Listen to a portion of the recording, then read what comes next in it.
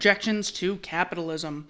Rebutted by Tom Woods. Claim: capitalism is suicide to exist. Capitalism requires a perpetual arms race and warfare, the absence of a moral/spiritual component, and the ultimate atrocity, the ownership and cannibalization of our shared Mother Earth, which gives permission to any other atrocity that capitalism requires. Capitalism is the height of violence against all life. It cannot be reformed, but it can be replaced with its polar opposite, non-violence.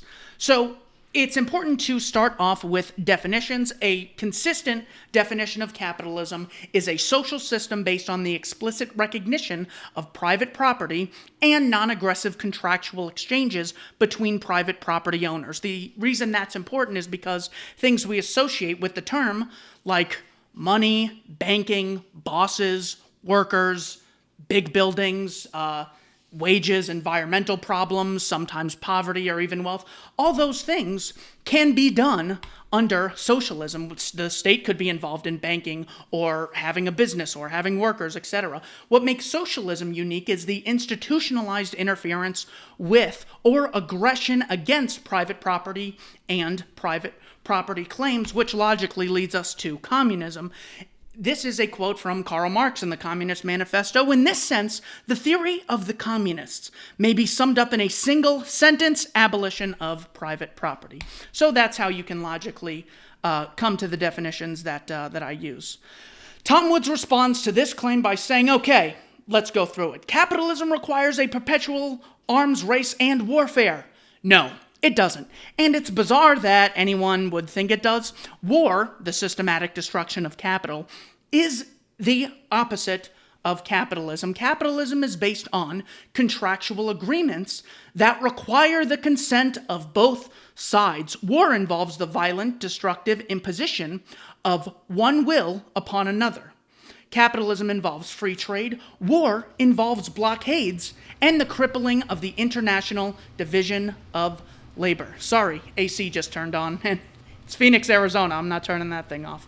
Wars are waged by states, which fund them through the non-consensual institution of taxation. It's important to mention, that there's a war, and just pinning it on capitalism doesn't really get to the heart of it when people can't opt out. That's one of the things that makes the state unique. Can't opt out of funding it like you can any other organization. Capitalist firms would never have the ideological legitimacy to conscript the men and resources to wage war because kids aren't programmed in school to believe that it's legitimate for corporations to tax them for the public good, etc., the way they are taught to think of the state. Maybe the author is going for the idea that capitalism requires imperialism, but that's ridiculous. When did the fabulously wealthy countries of South Korea, Hong Kong, Taiwan, and Singapore engage in imperialism, or for that matter, Switzerland or Austria? Not to mention major powerhouses whose imperial histories lasted for only a brief moment. Nope, the capitalist West grew rich through capitalism, not by war and imperialism. Next, the absence of a moral spiritual component. Now that's a laugh. Why isn't socialism criticized for this? The communist countries of the 20th century were officially atheist and were based on a, frankly, materialist philosophy. And who says capitalism has no moral or spiritual component? Capitalism says only that you should not initiate physical force against other people. You can't have a spiritual dimension to your life while believing in this moral value. Not to mention, the wealth that capitalism has created for everyone, yes, everyone, the standard of living of the poorest in market societies has exploded over the past 200 years, is precisely what liberates people to pursue non-materialist goals. When you're one bad harvest away from starvation, you're not really in the mood to join a book club or to take up an interest in box cantas or to study the Impressionists, but when your basic needs are taken care of, as they overwhelmingly are under capitalism, again, the statistics are everywhere, you are liberated to pursue the higher things. Next objection, the ownership and cannibalization of our shared Mother Earth. Cannibalization occurs precisely where there is no ownership. I'd love to hear this fellow's examples. They'll probably involve oceans and other waterways, air, endangered species, etc. All cases where government ownership has precluded private ownership. Private owners have an interest in increasing the capital value of their property. That's precisely why they don't cannibalize it, because then they'll have nothing for the future. The state is the opposite. Its caretakers stand to gain nothing from the future value of some resource, so they may as well exploit it in the present.